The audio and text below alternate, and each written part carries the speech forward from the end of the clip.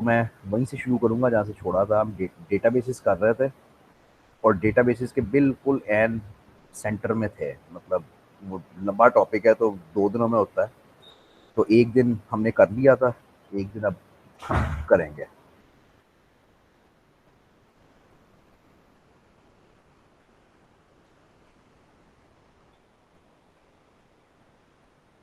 लो जी, कुछ यहाँ तक हमने, मेरा ख्याल है किया था। हाँ, कुछ यहाँ तक हमने किया था। मैं कोड भी आपको दिखा देता हूँ जो किया था, तो ज़रा याद भी आ जाएगा।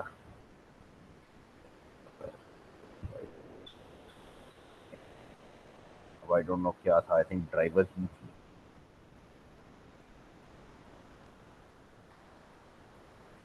हाँ जी, यही था। तो हमने ये किया था कि हमने एक डेटाबेस बनाई थी, उसके अंदर डेटा इंसर्ट किया था। और मतलब कुछ ऐसा काम हमने किया था। डेटाबेस भी मुझे ज़रा याद करना तो किधर है।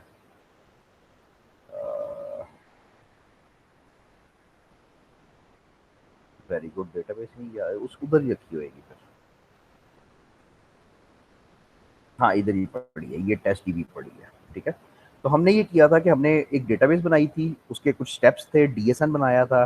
डीएसएन बनाने के बाद हमने, ये एक टेबल थी जिसके अंदर हमने 2-3 काम किए थे। हमने एक तो सेलेक्ट की क्वेरीज रन की थी, और एक वो रन की थी, अपडेट की क्वेरीज रन की थी।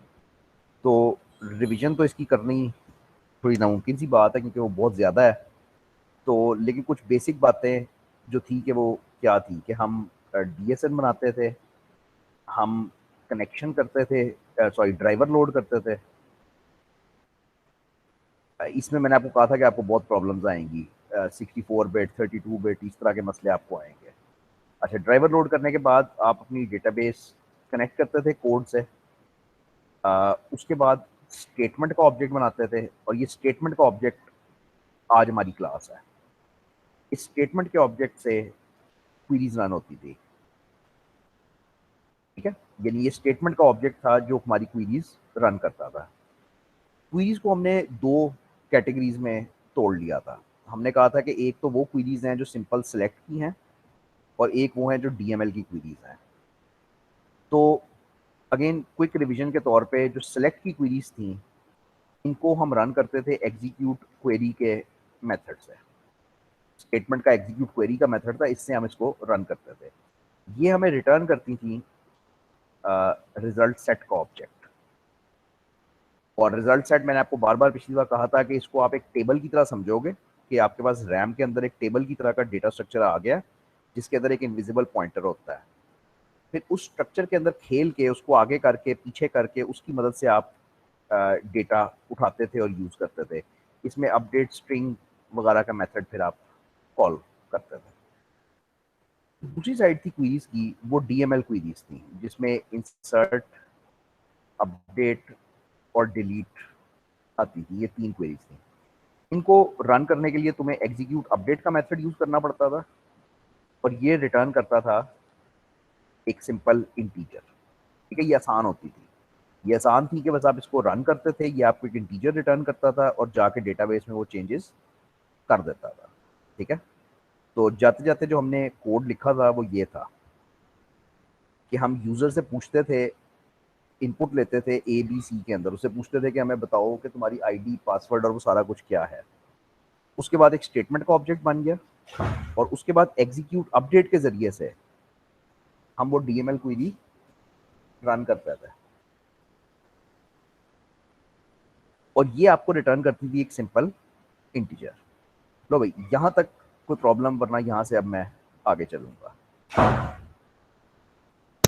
सर यहाँ तक तो क्लियर है, इसमें से असाइनमेंट भी आई थी ना।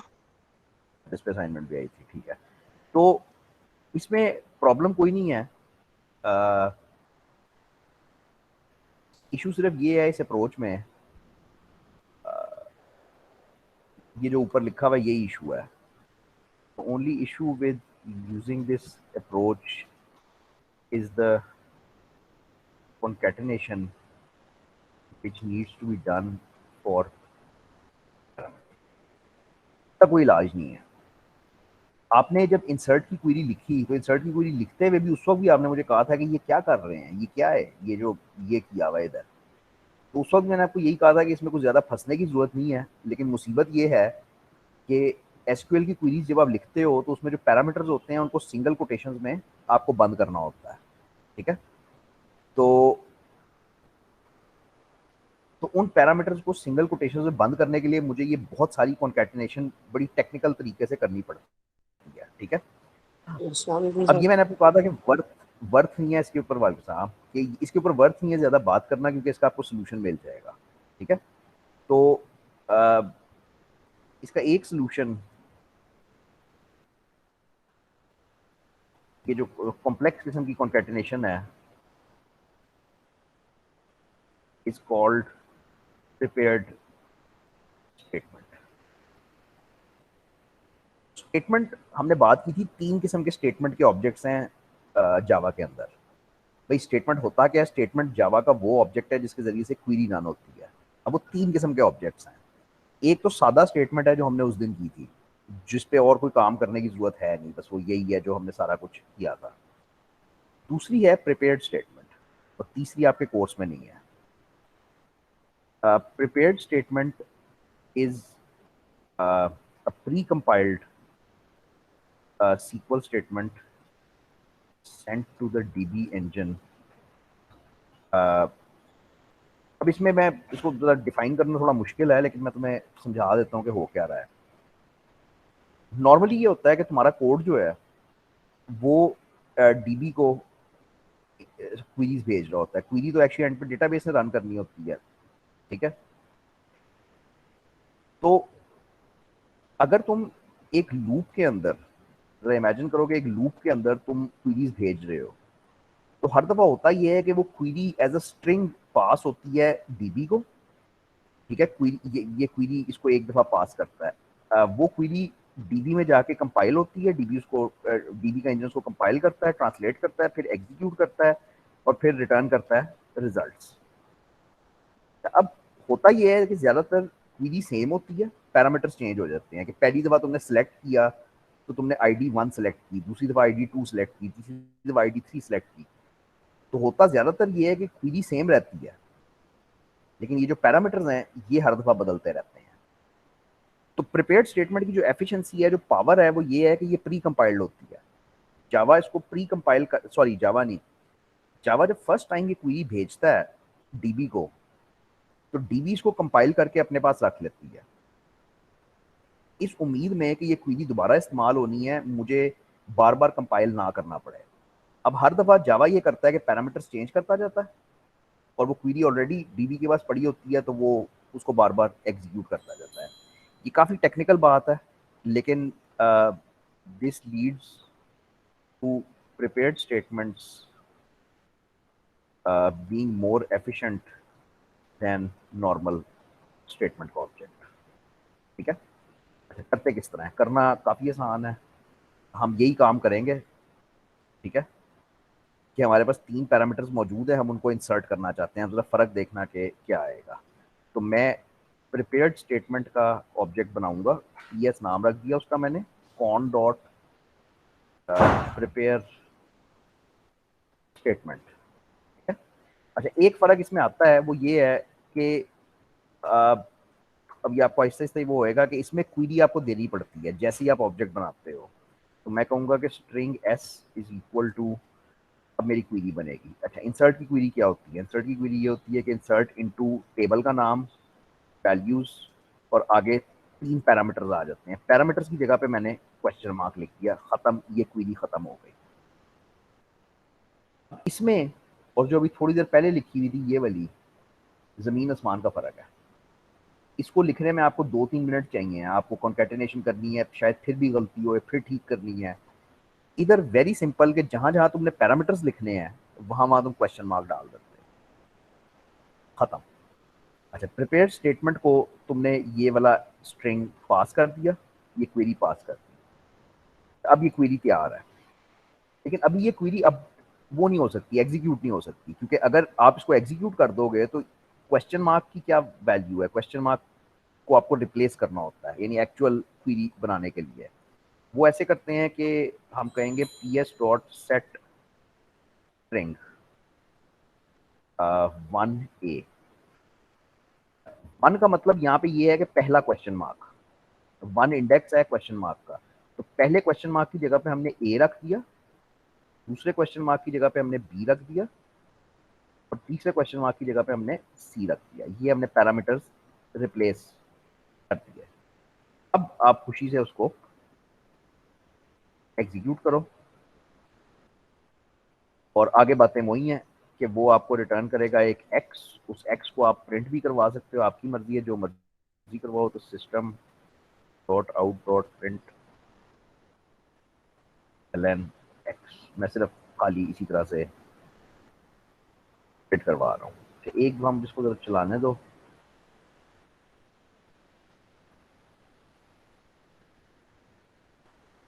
तो हमने कंपाइल करना है ड्राइवर को और हमने रन करना है ड्राइवर को।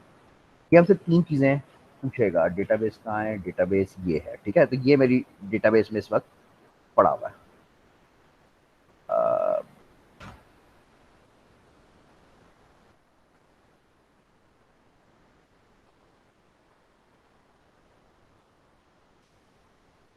ठीक हो गया। अब वो सारा कुछ मैंने इंसर्ट किया, ये 1 लिखा हुआ आ गया। ये 1 क्या था? ये 1 ये था कि मुझे जब ये क्वेरी चली थी तो इसने मुझे एक इंटीजर वापस किया था, वो इंटीजर मैंने प्रिंट करवा लिया था। ये आपको पिछली बार बात की थी हमने कि ये नंबर ऑफ रोज अफेक्टेड होता है। तो अब इसको खोलोगे तो वो खान बाबा स्टूडेंट तुम्हारी डीबी में इंसर्ट हो चुका है, ठीक है। तो प्रिपेयर्ड स्टेटमेंट जो है वो एक तो ये है कि तुम्हारी ज़िंदगी बड़ी सख्त आसान कर देती है, क्योंकि तुम सिंपली ये क्वेश्चन मार्क्स डाल डाल के काम करना शुरू हो जाते हो, ठीक है? तो एक तो कोड लिखना बहुत आसान कर देती है, और दूसरा टेक्निकल जो बात है उसके पीछे वो ये है कि ये प्री कंपाइल्ड होती है। Statement is not pre compiled but prepared statement is pre compiled, तो वो एफिशिएंसी आपकी बढ़ा देती है। ये वाली बात आपको इतनी ना भी समझ आए कोई इतना मसला नहीं, लेकिन प्रिपेयर स्टेटमेंट इस्तेमाल किए बगैर आपसे आगे नहीं चला जाएगा, मतलब वो तो करना ही करना है ना।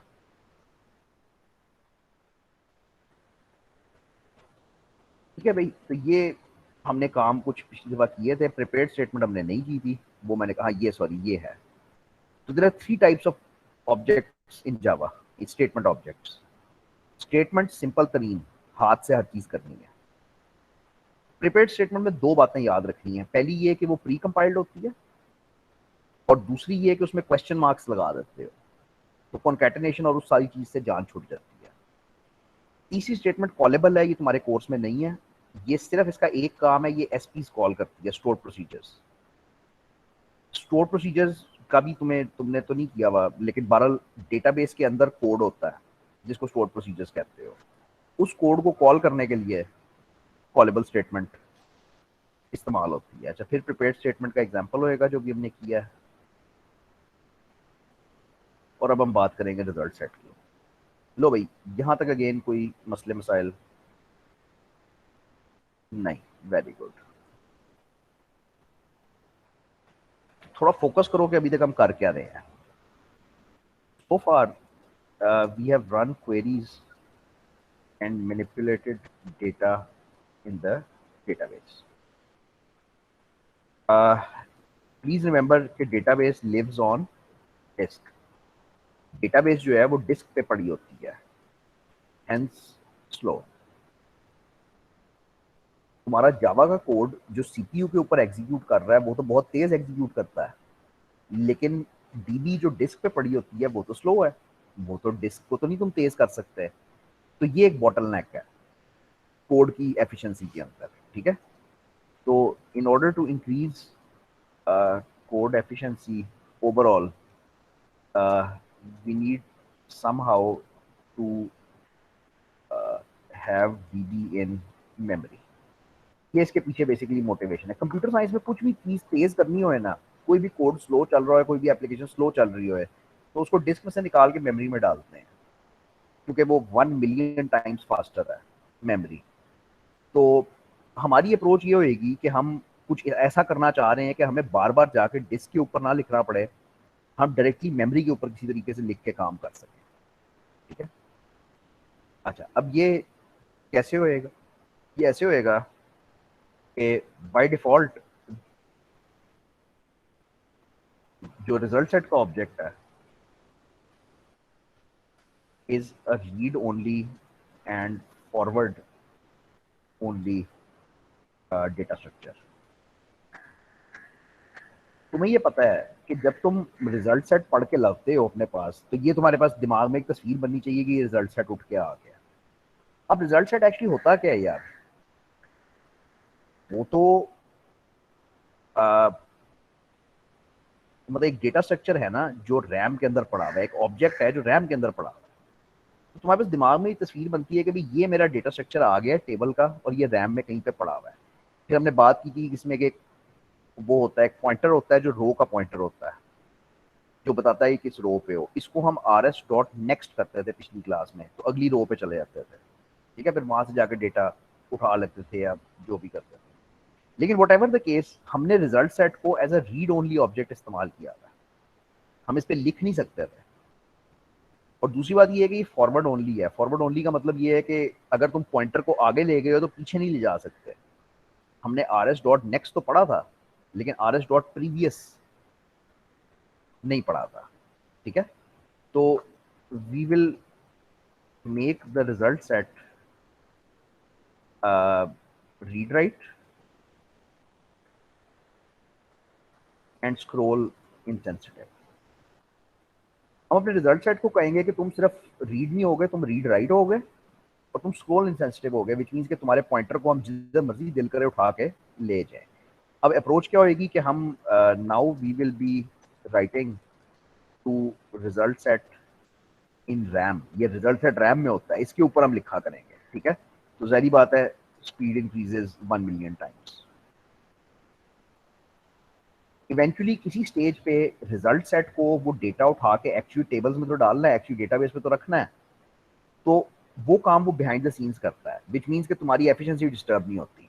मतलब वो तुम 10 मिनट तक रैम के ऊपर लिखते रहते हो, तुम्हारी एप्लीकेशन रैम के ऊपर लिखती रहती है डेटा। और फॉर एग्जांपल 10 मिनट बाद एक बैच ऑपरेशन होता है जिसमें वो मतलब जावा जो है डिसाइड करती है कि भाई ये रिजल्ट सेट पुराना हो गया है, अब इसको कॉपी कर रहे हैं डीबी के ऊपर। तो वो बिहाइंड द सीन्स होता रहता है, तुम्हारी एप्लीकेशन चलनी स्लो नहीं होती, काम तुम्हारा तेज चलता जाता है। तो ये काम अब हमने करना है कि हम रिजल्ट सेट के अंदर ही लिख दिया करेंगे, बजाय इसके कि हम क्वेरियों के जरिए लिखें। another advantage of this approach is that you do not need to write SQL। मैं भी बताता हूँ क्यों। क्योंकि तुम रिजल्ट सेट के ऊपर लिख रहे हो ना, तुम डेटाबेस के ऊपर तो लिख ही नहीं रहे, तो तुम्हें सीक्वल नहीं इस्तेमाल करनी पड़ती। तुम सिंपली रिजल्ट सेट को जाके अपडेट कर देते हो, चेंज कर देते हो, तुम्हारा काम हो जाता है। अच्छा, अब पहले कुछ सोच लो कि हम करना क्या चाहते हैं। तो फॉर एग्जाम्पल यही खान बाबा स्टूडेंट जो हमने बनाया है, इसमें हम खान बाबा को टीचर करना चाहते हैं, यानी ये जो रोल का कॉलम है इसकी वैल्यू अपडेट करके टीचर करेंगे। अच्छा, अब इसके स्टेप्स वैसे तो बुक में लिखे हुए हैं, लेकिन मैं करता हूँ। तो इस दफा मेरी क्वेरी होएगी सेलेक्ट स्टार फ्रॉम लॉगिन। जाहिर बात है सेलेक्ट करोगे तो तुम रिजल्ट सेट बना सकते हो ना, वरना तो नहीं। तो मैं प्रिपेयर स्टेटमेंट का एक ऑब्जेक्ट बनाता हूँ और मैं उसको कहता हूँ कि result set rs is equal to ps dot execute query. तो ये 3 लाइनें आपको बड़े आराम से समझ आ जानी चाहिए। मैंने एक क्वेरी लिखी, मैंने एक स्टेटमेंट का ऑब्जेक्ट बनाया और मैंने वो क्वेरी एग्जीक्यूट कर दी। अब क्योंकि वो क्वेरी सेलेक्ट की थी, तो जवाब में मेरे पास आना है एक रिजल्ट सेट। क्लियर? तो ये रिजल्ट सेट, अच्छा अब ये रिजल्ट सेट बाय डिफॉल्ट, अब तो इसको पढ़ो ना, कि बाय डिफॉल्ट ये रिजल्ट सेट जो है ये रीड ओनली होता है और फॉरवर्ड ओनली होता है। अगर तुमने इसका बिहेवियर चेंज करना है तो गालबन हम ऐसे करते हैं कि रिजल्ट सेट क्लास का वो होता है टाइप स्क्रॉल इनसेंसिटिव, और रिजल्ट सेट ही क्लास का होता है दूसरा क्या है, रीड राइट करना है। तो उस पर राइट का लॉ ख़त्म करना है कि मुझे कांस्टेंट नहीं याद, होएगा कुछ ऐसा ही। तो कॉन्कर अपडेटेबल, तो कॉन्कर अपडेटेबल 2-3 दफ़ा हमने ये बात की है कि ये जो कैपिटल लेटर्स में तुम्हें नज़र आता है ये क्या होता है, ये कॉन्स्टेंट्स होते हैं। तो इस क्लास के अंदर एक कांस्टेंट पड़ा है टाइप स्कोल एंड सेट। अच्छा खैर मैं कर क्या रहा हूँ, मैं जब ये स्टेटमेंट प्रिपेयर कर रहा हूँ तो मैं उसको ये बता रहा हूँ कि भाई इस क्वेरी को रन करके रिजल्ट सेट बनाओ। वो result set scroll and sensitive होना चाहिए, यानी उसमें हम ऊपर नीचे जा सकें, और वो रिजल्ट सेट अपडेटेबल होना चाहिए कि हम उसके ऊपर लिख सकें। ठीक है, and that should be that. मुझे एक दफ़ा इसको चला के देखने दो, क्योंकि ये तो फजूल है ना, अब इसका तो हम कुछ कर नहीं रहे। ठीक है सही है, मतलब ये तो फजूल है ना, हम इनपुट तो कुछ नहीं देखते हैं, शायद हमें इनपुट लेनी पड़े। तो जी यहाँ तक कोई दिक्कत, ये एक सिंपल हमने इन 3 लाइनों से हमने वो काम किया जो हमने अभी थ्योरी में बात की। हमने अपने रिजल्ट सेट को वो ताकत दी कि वो अपडेटेबल भी होए और वो आगे पीछे भी जा सके। अच्छा अब यहाँ पे ये बात ज़रा इंपॉर्टेंट है। अब 2-3 रास्ते हैं इसके साथ खेलने के। हमने क्या करना था, हमने करना था 1 2 3 4 5, आखिरी रो थी हमारी 5वीं जिस पे हमने जाना था। अच्छा बहुत सारे रास्ते हैं, हमने करना क्या, हमने उसको चेंज करना है ना। तो अब जरा देखना इसको कैसे चेंज करते हैं। तो रिजल्ट सेट तो आ चुका है। अब मैं आर एस डॉट एब्सोल्यूट करता हूँ row number 5। R S dot next क्या करता था, अगली पे लेके जाता था। इसी तरह आर एस डॉट प्रीवियस जो है वो आपको पिछली पे लेके जाता है, पिछली रो पे लेके जाता है। आर एस डॉट एब्सोल्यूट जो है वो उस रो नंबर पे ले जाता है। तो मैं 5वीं रो के ऊपर गया हूँ, मुझे शक है भी इसके ऊपर कि 0 से शुरू होता है 1 से, अगर मैं 5वीं रो पे गया हूँ। अब तुम्हारे दिमाग में तुम 5वीं रो पे पहुंच चुके हो। अब तुम्हें पहला कॉलम नहीं छेड़ना, दूसरा कॉलम नहीं छेड़ना, तीसरा कॉलम छेड़ना है। तो तुम कहोगे कि update sorry R S dot update string तीसरा कॉलम, और उसकी जगह पे तुमने लिखना है टीचर।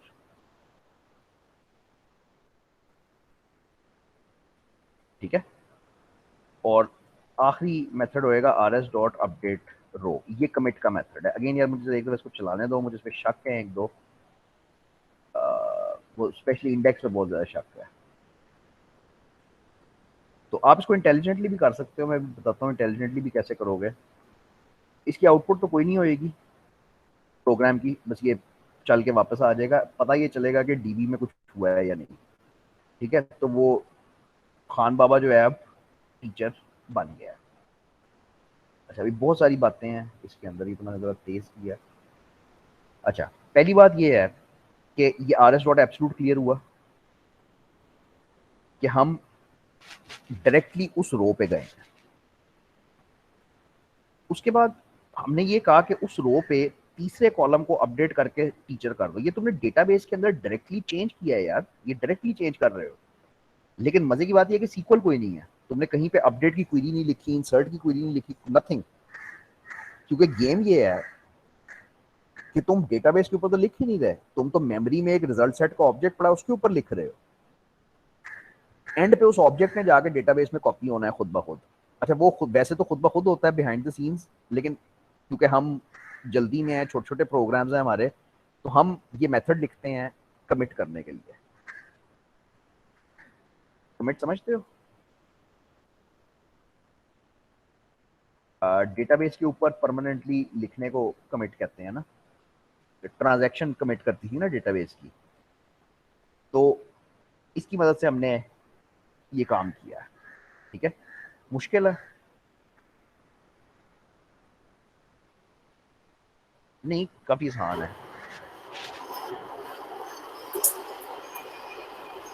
अब जरा इंटेलिजेंटली करो। अच्छा इंटेलिजेंटली ये है कि मैं ये कहता हूँ कि जहां जहां पे व्यू आ रहा है ना पासवर्ड, जहां जहां पे व्यू पासवर्ड आ रहा है इसको चेंज करके लाहौर कर दो। यानी पूरी डेटाबेस में जिस जिसका पासवर्ड व्यू आ रहा है उसको चेंज करके लाहौर कर दो।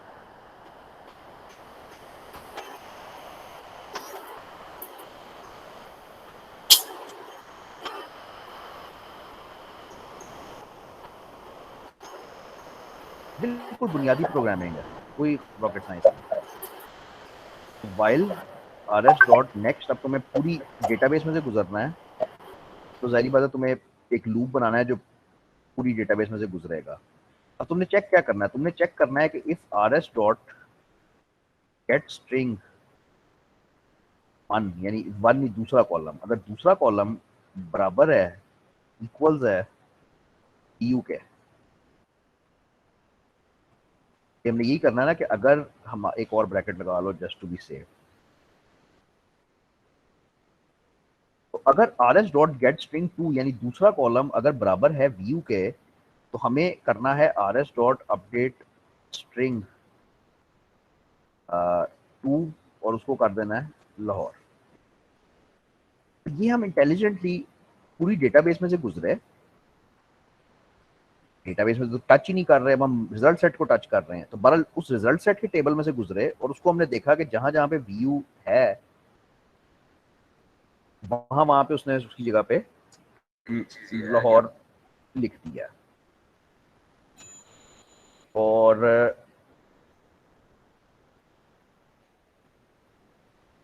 अब एंड पे इवेंचुअली एक चीज जरूर किया करो, ये भूल जाता है बंदा, इसको अपडेट रो का मेथड कॉल किया करो जो कमिट का मेथड है। तो कमिट का मेथड ये करेगा कि वो क्या इसको खत्म ही कर देना, इनको क्या करना है,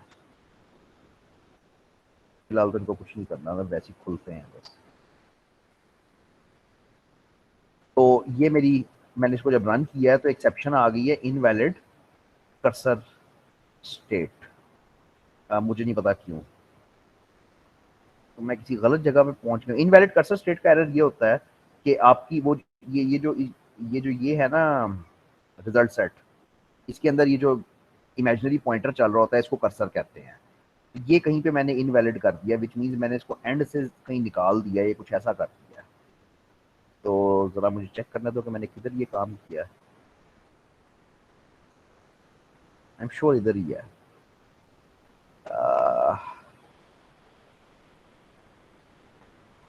मुझे ये चेक करना पड़ेगा कि किस जगह पे प्रॉब्लम आ रहा है, तो मैं ऐसे करूंगा कि ऐसे मुझे यकीन है कि लास्ट लाइन पे ही है कहीं पे, print L N R S dot get string one. ये मैं ये कर रहा हूँ कि मैं सिंपली पहला पहला कॉलम प्रिंट करवा रहा हूँ ताकि जरा मुझे पता चले कि कहाँ जाके मेरा कोड क्रैश कर रहा है।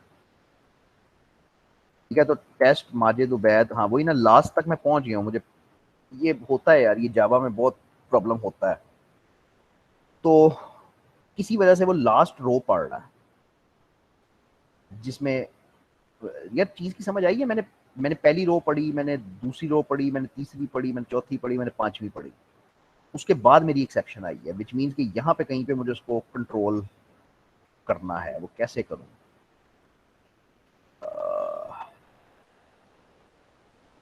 डू वाइल में भी हो सकता है, लेकिन उसमें भी वही प्रॉब्लम आएगी कि आर एस डॉट नेक्स्ट तो होएगा ही होएगा ना।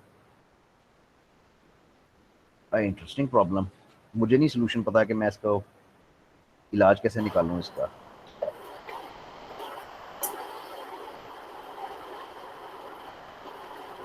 तो उसको बता देना कि वो मतलब 5 रोज तक RS डॉट हाँ नेक्स्ट लेकिन करेगा, वो तो बता वो देना। वो तो आसान है, लेकिन वो मतलब 2 नंबर तरीका है ना एक्चुअली, यानी वो तो है लेकिन वो थोड़ा 2 नंबर तरीका है। यानी मैं इसको इस तरह से कह दूं कि आर एस डॉट एब्सोलूट,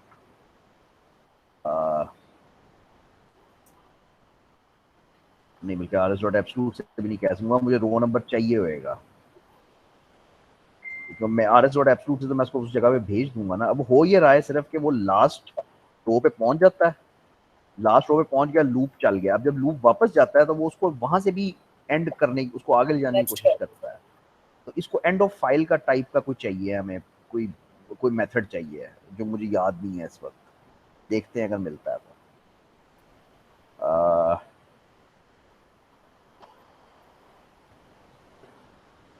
अच्छा, उसने लूप्स में करना बॉदर ही नहीं किया, उसने लूप्स में करना बॉदर ही नहीं किया, उसने सिंगल सिंगल एग्जांपल करवाया, इसलिए अच्छा ये अब नेक्स्ट चीज शुरू हो जाती है। 1 मिनट लगा लेते हैं अगर कुछ समझ आ गई तो।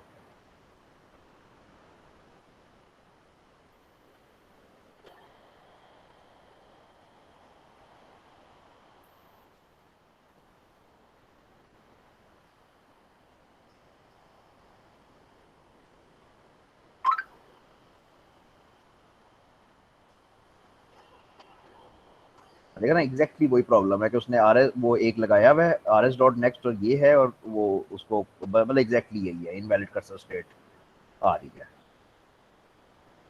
You have used it twice, ये बड़ा स्टूपिड एरर है। अच्छा उसने दो ये तो खैर इसने चवल मारी हुई है, इसने दो दफा इस्तेमाल किया हुआ है। यहाँ पे भी आर एस नेक्स्ट का हुआ है, यहाँ पे भी आर एस नेक्स्ट का हुआ है।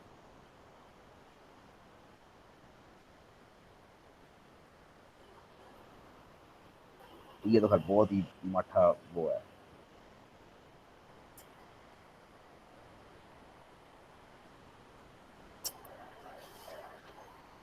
अच्छा जी, यहाँ पे ये हो रहा है कि ये रिजल्ट सेट का ऑब्जेक्ट बना। अब इसमें ये इस तरह से यूज कर रहा है।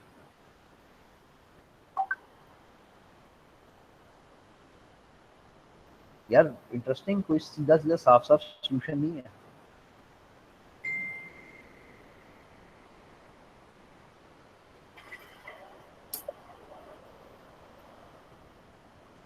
नहीं, कोई सीधा सीधा साफ साफ सोल्यूशन नहीं है।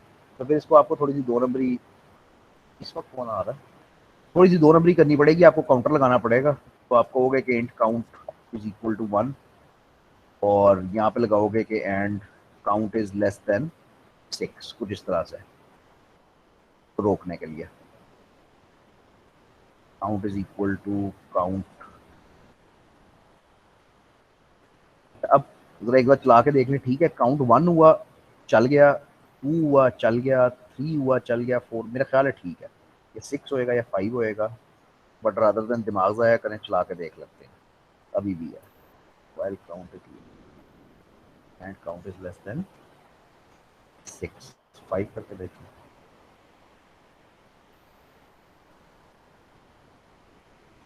ठीक है 5 पे चल गया, लेकिन आखिरी रो स्किप हो गई है यार, अजीब मसला है।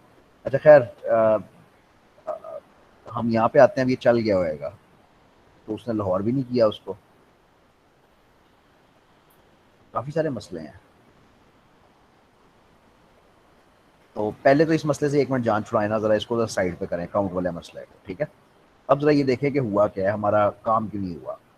हमने जब आर एस डॉट नेक्स्ट किया और हमने देखा कि सेकंड स्ट्रिंग क्या बराबर है व्यू के, तो हम अपडेट स्ट्रिंग करते हैं सेकंड कॉलम को लाहौर।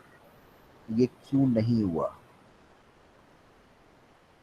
आ, अब मैं इसको ट्रबल शूट ऐसे करूंगा कि मैं सेकंड स्ट्रिंग को ही प्रिंट कराऊंगा।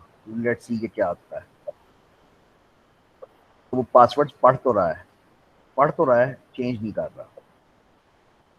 तो if are S dot get string 2 equals view, क्या गलती हो रही है फिर?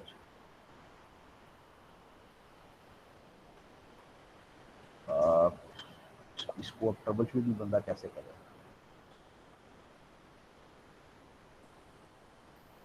एक दफा तो और चलाओ ना, देखते हैं क्या होता है। चलो अब इसको खोलो और नहीं करता। अच्छा अब जरा मैं थर्ड कॉलम को चेंज करने की कोशिश करूंगा, कि जहां जहां पे व्यू है उसका मैं थर्ड कॉलम जरा लाहौर करने की कोशिश करूंगा, जस्ट टू सी के हो क्या रहा है। तो मैं सेकंड को नहीं छेड़ूंगा, मैं ऐसा थर्ड को छेड़ूंगा, ठीक है।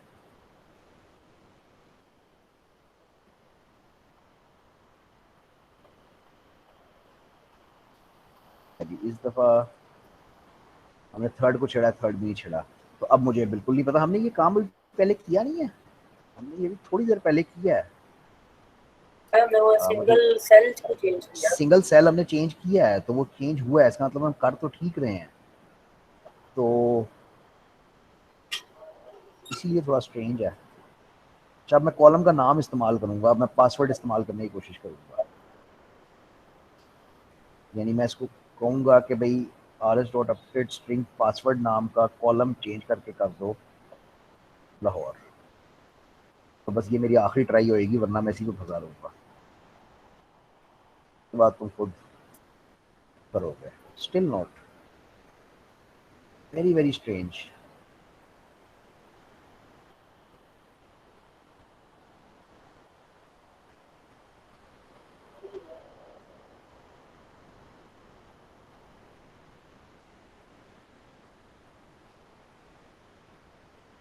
अच्छा अब एक मिनट के लिए अगर लूप हटा दें, सिंपली इसको कहें कि rs.next करो और ये काम करके दिखाओ हमें एक दफ़ा सिर्फ, तो क्या होता है। अगर हम लूप हटा दें बिल्कुल और हम सिंपली ये कहें कि rs.next करो, अगर वहाँ पे vu पड़ा हुआ है तो उसका पासवर्ड लाहौर चेंज कर दो, ठीक है। अब क्या पोजीशन है,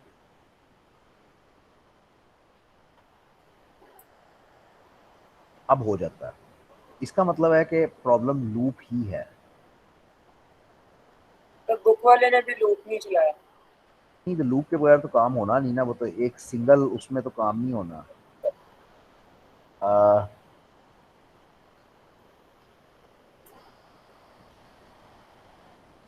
बिल्कुल नहीं समझ आई, बिल्कुल भी नहीं समझ आई। बहरहाल खप के देखना अगर खप सको तो, कि तो क्यों। अगर हमें काउंट की कंडीशन ही लगानी है तो फिर हम फॉर का लूप भी तो यूज कर सकते हैं।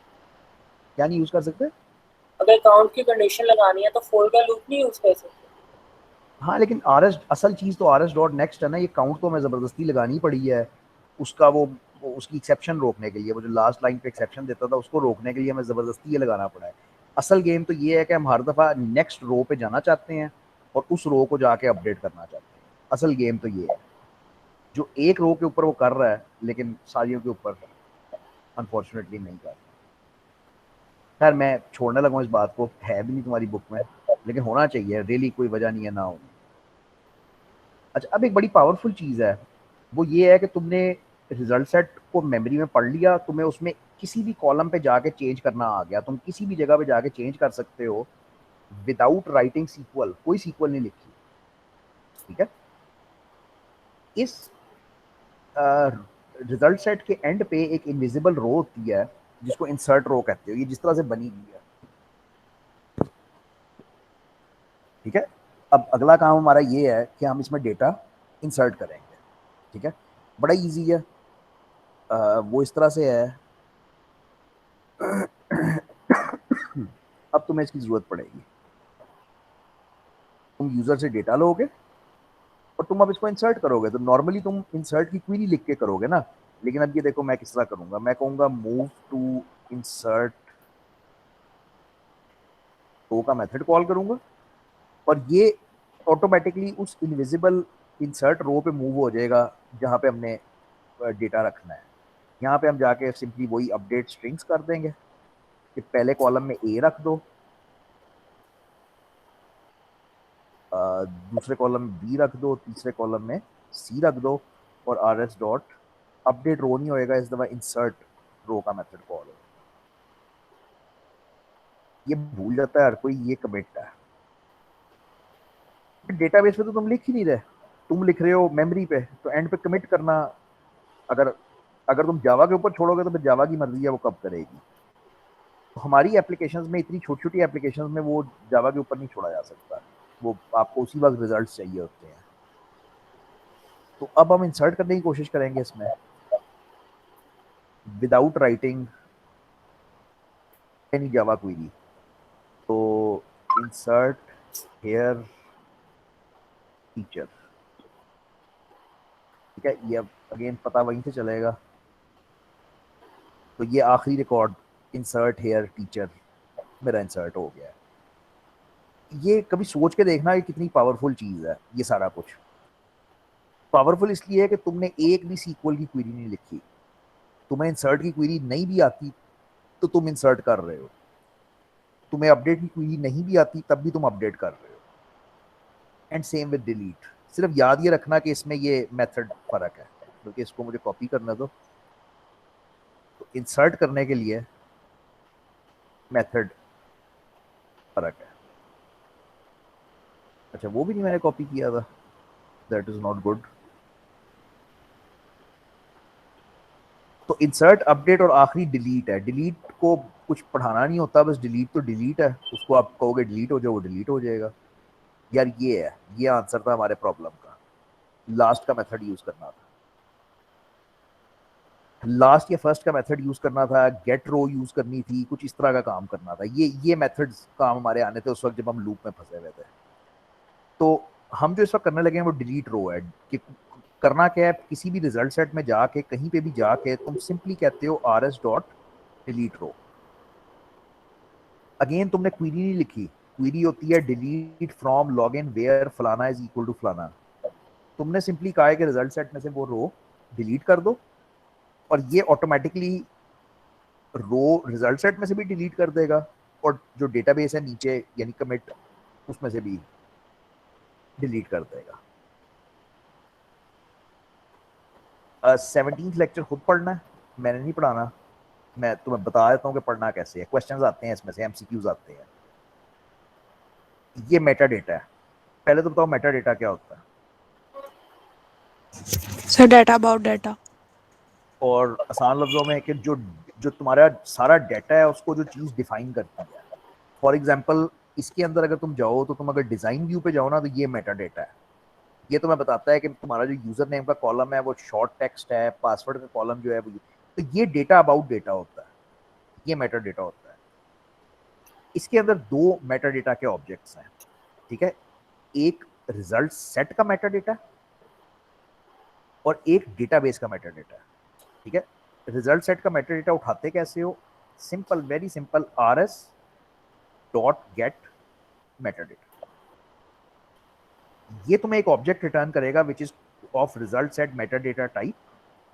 उसके आगे ये मेथड्स तुम कॉल करके उसका डेटा डिस्प्ले करवा सकते हो। ये पहला है।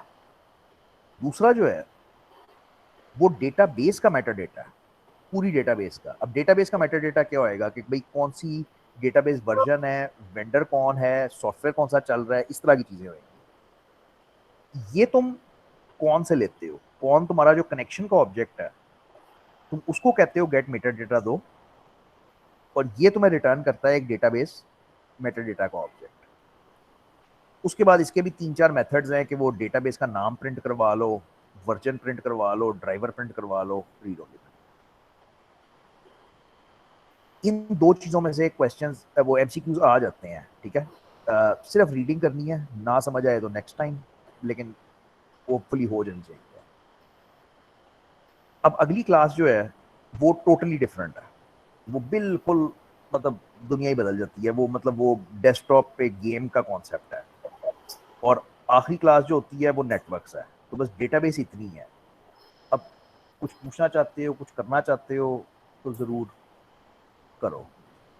मैंने कुछ बनवाया था इधर,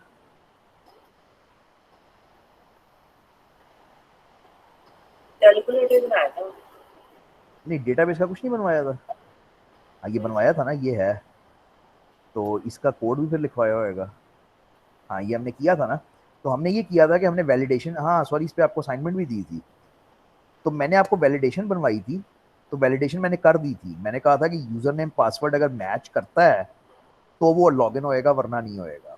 तो वो काफ़ी सिंपल कोड था कि हमने सिंपल चेक कर लिया था कि यूजर नेम पासवर्ड मैच करता है तो हम उसको सक्सेस का मैसेज दे रहे थे, वरना फेलियर का। और असाइनमेंट आपको ये दी थी कि आपने जब लॉगिन, मैं चला के आपको दिखाता हूँ।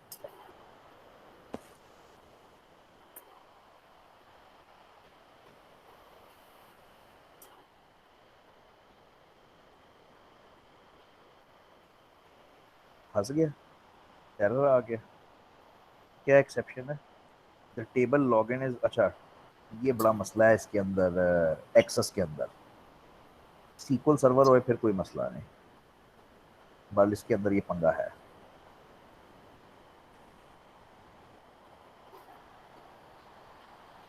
तो ये मुझे कहता है कि ठीक है सक्सेस है, आईडी पासवर्ड मैच करता है। मैंने आपको कहा था कि यहाँ पे एक नया फॉर्म खुलवाओ, एक नया फ्रेम खुलवाओ, और उस फ्रेम के अंदर फिर आगे कुछ भी कर लो उस फ्रेम पे। तो हमने ये कहा था कि अगर सक्सेस होती है तो कोई एक फ्रेम खुल जाए जो मेरा मेन एप्लीकेशन का पेज होएगा, और जब फेलियर होता है तो आपको कहा था कि रजिस्ट्रेशन पेज खुलना चाहिए। रजिस्ट्रेशन पेज का मतलब है कि उस पर वो आपसे पूछे कि भाई अपना आईडी पासवर्ड और रोल बता दो, तो मैं तुम्हें रजिस्टर कर देता हूँ, ठीक है ना। तो किया कुछ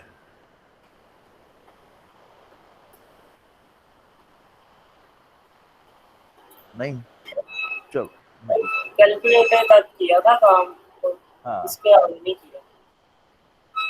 ये एक्चुअली तुम्हें आगे हर जगह जाके हेल्प करेगा, क्योंकि ये तुम वेब एप्लीकेशन बनाओ तब भी कोड यही रहता है, डेटाबेस ऐसी कनेक्ट होती है, मतलब जौन सा मर्जी काम करोगे वो ऐसे ही चलेगा।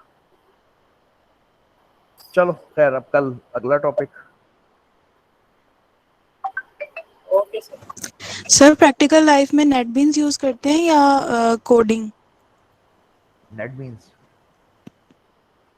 ऑफ कोर्स नेटबीन्स, और टाइम सर ही नहीं होता। पेपर में इसका कोड वगैरह वैसे ही आएगा ना जैसे CS201 में आया था?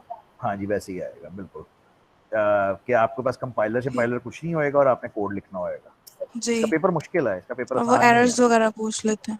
हाँ, इसका एक तो मटेरियल बहुत ज़्यादा है इसमें, और दूसरी बात ये है कि इसका पेपर मुश्किल है, इजी नहीं है इसका पेपर। मतलब मुझे इस तरह से पता है कि जो लोग जावा की जॉब्स कर रहे ओके। होते हैं ना 2-2 3-3 साल से, वो जब ये पेपर देते हैं तो उनको भी थोड़ी सी मुश्किल होती है। तो ये थोड़ा सा मुश्किल पेपर है। ओके क्योंकि सर सर। सब कुछ नोटपैड पे करना होगा, क्योंकि उन्हें नेटबीन्स की आदत होती है। आदत होती है, हर चीज़ पड़ी होती है, गूगल पड़ा होता है, तो वो एग्जाम में नहीं मिलता, तो उनको मुश्किल होती है, बिल्कुल ऐसे ही है। चलो भाई, कल मिलते हैं इंशाल्लाह।